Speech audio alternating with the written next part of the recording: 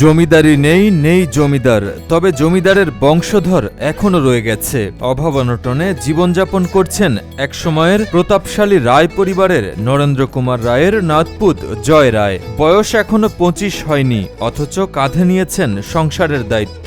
তাই তো বেছে নিতে হয়েছে অসুস্থ বাবার চা বিক্রির পেশাকে। করোনার সময় স্কুল বন্ধ ছিল, তখন বাবাই দোকান করতে পারতো না। তখন বাবাই বলে যে তুই দোকানে বয়, আমি বাড়িতে থাকি। তখন আমি বললাম ঠিক আছে, তুমি বাড়িতে বসো, আমি দোকান চালাই, যেভাবে কষ্ট হইলেও করি, সংসারটা চালাইতে হয়, মার ওষুধ কিনতে হয়, মায়ের অসুস্থ। সদা হাস্যোজ্জ্বল জয়ের আচার আচরণে কখনো জমিদারি স্বভাব ফুটে ওঠেনি, বরং সে নিজেকে একজন সাধারণ মানুষ হিসেবেই দেখতে পছন্দ করেন।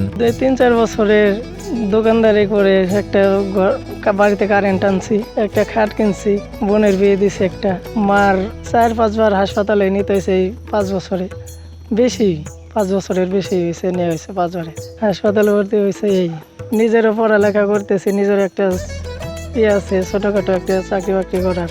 জয়ের বাবা অনিল কুমার রায় ও মা অপর্ণা রানী রায়। অনিল রায়ের 5 সন্তানের মধ্যে একমাত্র ছেলে সন্তান জয় রায়। এই রায় পদবী সাধারণ রায় নয়, এটি মানিকগঞ্জের সাটুরিয়া উপজেলার তিল্লি ইউনিয়নের সম্ভ্রান্ত রায় পরিবারের পদবী। 18 ঘর জমিদার ছিল দিল্লিতে, আমরা শুনি বা কত দেখছি কত দেখিনি। সবাই এক পদে ধনী ছিল না, কিছু গরিব ছিল, আবার অনেকেই পয়সাওয়ালা ছিল। জয়গো সম্পদ ছিল, কিন্তু ওর বাবা দাদাই বিক্রি করে ফেলেছে। অগো সম্পদ খারাপ ছিল না, ভালো ছিল। এখন জয় পরের বাড়িতে বসবাস করে। জনশ্রুতি আছে মানিকগঞ্জের সাটুরিয়া উপজেলার তিল্লির 18 স্টেটের জমিদার ছিলেন কালীপ্রসাদ রায়।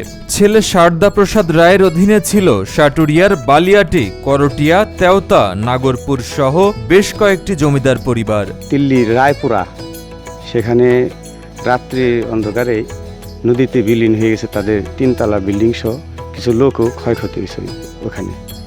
এছাড়া দিল্লির জমিদারদের কোনো নেই, 3 শেড ঘরগুলো ছিল, এখন সেগুলা ভাঙে হয়ে গেছে, শেষ হয়ে গেছে। আর জমিদার যারা আছে, জমিদারের বংশধর, তারা এখন দারিদ্র্যর নিম্নে চলে গেছে।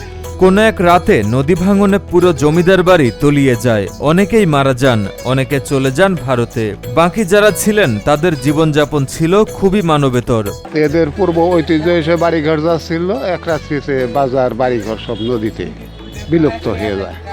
তারপরে থেকে জমি জমা সব নদীতে যাওয়ার পরে এদের অবস্থা খুব শোচনীয় হয়ে যায়। পরবর্তীতে 6 ঘর স্টেটের জমিদার নরেন্দ্র কুমার রায় এখানে থেকে যান, কিন্তু তখন আর জমিদারি ছিল না। তবে জমিদারি ভাবসাবের কমতি ছিল না। জমিদারি স্বভাবের কারণে ছেলে বাদল রায় ছিল সবসময় ভোজন রসিক ও নাচ গানের পাগল। সেই ধারাবাহিকতা রক্তে প্রবাহিত ছিল নাতি অনিল কুমার রায়েরও। সম্পদের শেষ অংশটুকুও আনন্দ ফুর্তিতে খুইয়ে নিঃস্ব হয়ে পড়েন। একসময় জীবন ধারণের জন্য বেছে নেন চায়ের দোকানের। জয়ের বাবা একজন ওই বাপেরই কিছু অংশ গান বাজনা নিয়ে যা কিছু রেখে গেছিল, সে আনন্দ ফুর্তি করে পড়েছে। এখন যে পরিস্থিতি, সে তার জয়ের বাবার কোনো বাড়ি ঘর নাই, অন্যের বাড়িতে সরকারিভাবে একটা ঘর তুলে দিচ্ছে, সেই ঘরে বসবাস করে।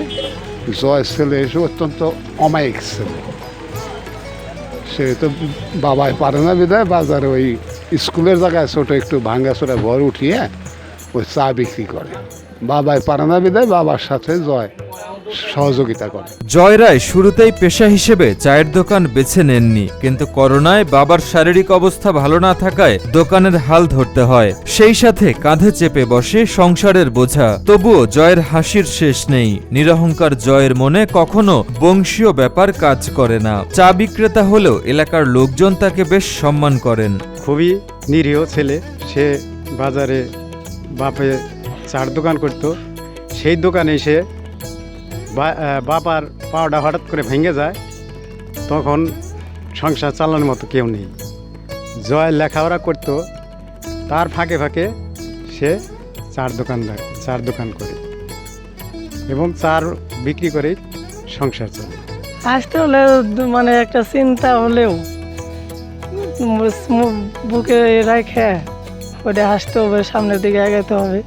বর্তমানে আগে কি ছিল, এটা মনে না রেখে আবার 3 বছর হলো সংসারের দায়িত্ব জয়ের কাঁধে। এরই মধ্যে ঘরে বিদ্যুৎ সংযোগ, বৃদ্ধ বাবা মায়ের দৈনিক 300 টাকার ওষুধের যোগান, 3 বেলা খাবার আয়োজন ছাড়াও ছোট বোনটার বিয়েও দিয়েছেন জয় রায়। এ যেন হাঁটতে হাঁটতে শেষ বেলাতে জয়ের সবচেয়ে বড় প্রাপ্তি। সে বাবা এখন অসুস্থ হওয়ার কারণে সে নিজেই চার দোকানটা চালাইতেছে। তার ফ্যামিলিতে 3-4 জন লোক।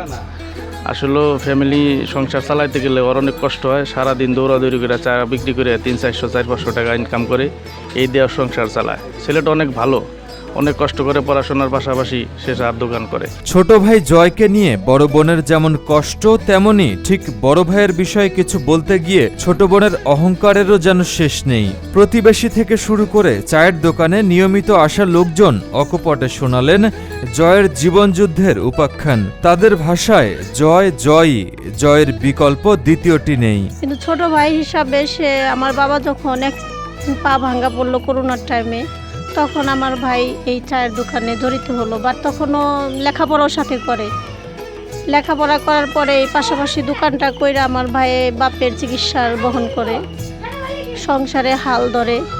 তার পরবর্তীতে লাইফে একটা ছোট বোন ছিল, সেই বোনটারেও সে বিয়ে দিছে এই চায়ের দোকান করেই। আমার ভাইয়ের মনে কোনো অহংকার নাই, কোনো কিছু নাই।